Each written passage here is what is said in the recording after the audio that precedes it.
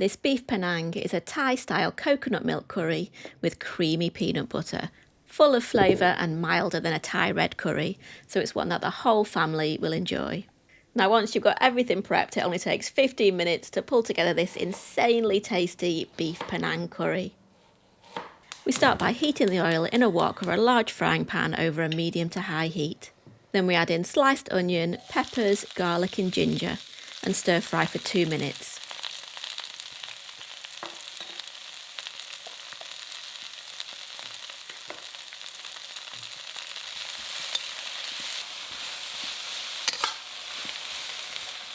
Add in the Panang curry paste. This Mae Ploy brand is my favourite. Plus peanut butter and Kaffir lime leaves.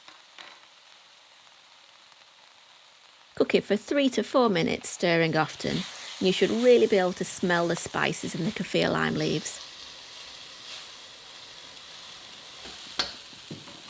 Now add in those steak slices and fry for 2 to 3 minutes, constantly moving and separating the steak with your spatula.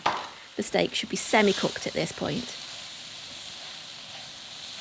I'd like to personally thank the maker of coconut milk cans for finally adding a ring pull. Then we're going to add in coconut milk, lime juice, sugar and fish sauce.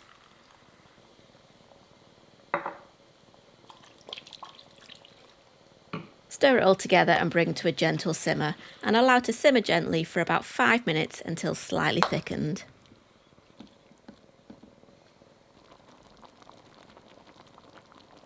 Now we're going to stir through the Thai basil leaves and turn off the heat.